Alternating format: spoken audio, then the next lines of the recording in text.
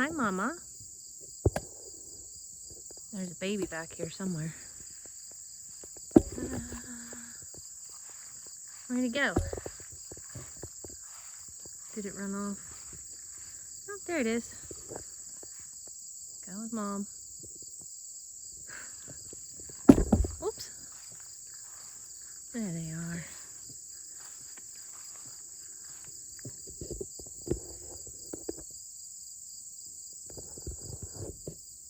Hey, everybody. They're still sitting up there watching me. Yesterday there was a nice 8-point, I think he was, up there. I couldn't get a really good picture of them. They're not phased. They're eating apples out of the tree. So how's everybody doing? I hope you're having a great day. Don't worry, I'm not injured. I worked myself into blisters, so I have the vet wrap on to prevent myself from getting more blisters. Blisters on my blisters. I've done that before. It's not a good time. So I thought I would pop on here. We got some work done today. I actually had a lovely gal come and job shadow me today, so that was pretty fun. And we got some stuff done, which I will show you. But I just thought I would pop on here after dinner and say hello, have a little talk with y'all. Yeah, so I am back on my carnivore diet. I don't know if you guys have ever heard of that, or if you're even interested in knowing more about that, but I started that back up yesterday. So my dinner tonight was 2 steaks. It's like the best diet to go on, I swear. But anyways, we're not talking about that. I thought I would pop on here today because there's some things that we need to catch up on, of course, as the world goes. It seems like it's so difficult to keep up with everything these days. Just everything's happening right after the other. And some things are rather irrelevant to us, but it's things to keep an eye on. Other things are a bit more important. And we're going to talk about some of those things. The first manner of business, I guess, would be to be talking about what's going on in the UK and how they threaten to extradite United States citizens if we spoke out against their immigration problems. Number one, try. Number two, we have freedom of speech. As long as we're not threatening somebody, that's all right. I don't think they learned anything, or maybe they learned something in 1776 and they may have forgotten between now and then. I'm sure people would love to give them a refresher. Anyways, I don't spend too much time worrying about that. I do know that the government that they've put in place over there is very closely allied with the UN and Brussels and all of those people. So, you know, we have to keep an eye on that because, you know, that would be coming to a town near us pretty soon. And all of you guys too. I mean, the world's getting to be a bit of a crazy place. And speaking of a bit of a crazy place, we'll talk about old Commi. I don't know if that's the nickname we're going with now, but I'm using it for this one. I was watching Pinball. If you guys don't watch Pinball Preparedness, I highly suggest you do that. He's very insightful and always has a ton of knowledge. Earlier today, he did a video where he was saying that she finally came out with one of her first things that she's running on. So before, like I said, if you would try to look up her page that would have anything that all of her things that she would be running on, there was nothing. She didn't even have a page. It was just a donation page. So you were donating to causes that you didn't even know. But the first one has come out apparently over the weekend. She did a rally, and one of the first things that she's worried about is how did she put it? She wanted to end price gouging. On the forefront of things, that sounds fantastic, you know, hey, let's quit this corporate price gouging. But we are hold on one second. Jeff just got home from work, so I was telling him that his food was in the microwave. Anyway, yeah, so her first thing that she's running on, she wants to stop corporate price gouging, which you know, these things are often packaged in a really pretty gift wrapping, you know, with a pretty little bow, and they sound wonderful. And then when you start to actually open it up, you realize, you know, somebody just re-gifted some crap, and that's exactly what this is.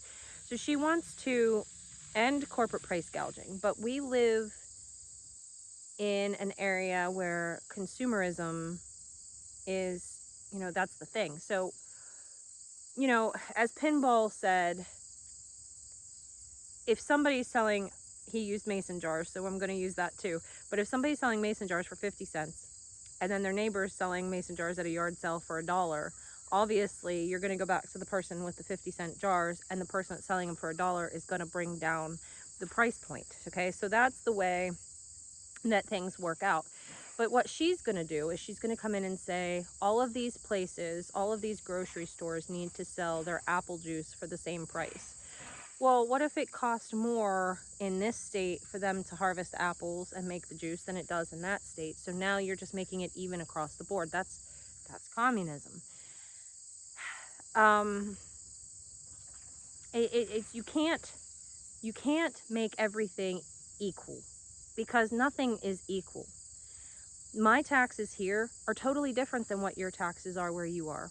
The price of my apple tree, okay, well, maybe she'll make this price of apple trees the same price. I highly doubt it. Maybe it'll be the price of fertilizer will be the same price. You just can't do that. You have to go back in time, and you have to do your history, and you have to look and see how things like that work out. It never ends well. It never ends good. Like this is, she's literally rolling out communism. And we all know where she got it from her father. And if we think that Tim Waltz is any better, he's just as bad, if not worse. So these are all things that we have to keep our eyes on. What else happened with old Commi over the weekend? Oh, that's right. She decided that she was going to not tax tips, which is really, really funny because one, that was Trump's, one of his things he was running on. He didn't want to tax tips. And in 2022, she actually passed legislation to tax tips. So I guess she's going to renege on that. It's really interesting if you look at the way the news and the media is reporting it. When Trump said that he was going to do that, it was going to cause a huge financial deficit, and it was a terrible idea. When she decided to do it, it was, oh, look, it's so liberating. When do people stop listening to the media? This is going to bring me to another point that I honestly cannot understand where people are coming from these days. I can't understand how they can listen to the media parrot each other. The news all says the same thing. If I turn on my news here in Pittsburgh, which I don't do, and then somebody else turns on their news the whole way out in San Diego, and somebody down in Austin, Texas, they're all saying the exact same thing. And from what I understand, they send out, the Democrat Party sends out mailers, talkers, I think they're called. So it has all the talking points. So when they came out with the term weirdos, that was on there. So all of these things are mailed out and like emailed or however they do it. And these talkers are what they're supposed to use, these bullet points. And that's why they all sound the same. So, you know, we're really living in a zombie apocalypse pretty much, because the people that blindly follow this are nothing more than zombies to the media. This really got me stirred up the other day thinking about this over something that was not political, but it was the consumption of raw milk, which is actually really good for you. And why do we cover that up? Well, the pharmaceutical company doesn't want you to know about how good raw milk is for you. And I read about how the Mayo Clinic in the early 1900s was actually curing people by putting them on a raw milk diet. So they were saying you eat nothing but raw milk, 1 to 2 gallons a day for like 2 weeks, and it was curing people of cancer and everything else. Grass-fed raw milk. Now, I'm not recommending anybody does that now. I'm just saying that why do they cover this up? And now raw milk is akin to the devil pretty much. So I looked at a post that somebody had shared the link to me, and it was about how raw goat's milk was helping cats that had some sort of health issue. And I looked at the comments, and the comments were absolutely insane. How people said that, oh, people that drink raw milk, the stupid people will weed themselves out and all of this. And the common sense is absolutely gone in people now. They're all robots. They're all zombies to whatever they're being force-fed as media. And it's absolutely bizarre. It's absolutely bizarre to me. You know, Time magazine put out 2 pictures of one of Trump on the cover and one of Kamala Harris. And the one of Kamala was this beautiful portrait of her, and the one of Trump was black background and an orange face, of course, and neon yellow dripping, and there was no facial features. They were dehumanizing him right there. Like, if you compare the 2 images, they were completely dehumanizing him, making him look like anime but without a face. And then they turn around and make this beautiful, warm, loving portrait of her, and people will look at that and they won't listen to what it's doing in their mind, and they'll just be like, yeah, he's terrible, she's wonderful. When just a couple months ago, not even a couple months ago, they were everybody wanted to replace her as the vice president because she was so terrible. But now, because the media is making this beautiful glowing image of her, everybody loves her now. How do we stop this? I would love to know how we stop this zombie virus, basically, that's going around. It's absolutely insane to me. I'm at a loss for words. So the amount of people that don't use their brain is absolutely astounding. And it makes me pretty concerned about humanity, to be honest with you. All right, guys, so this wooden post isn't in, but Harley and Chase actually dug that hole. It's down 24 inches. I'm gonna make it a little deeper, but that fence post will go in there. That'll be what holds the gate. I showed you this alleyway the other day, but today we put all of these in. Why, I got little blisters on my little hands.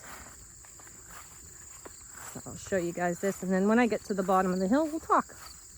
And then I'll show you the neat contraption I came up with to pull T-posts with the mini skid. So we got all of these done. These are every 16 feet, and I think that works out well. Those posts have to go. Those 2 right there, they have to be pulled out. But we put these in all the way.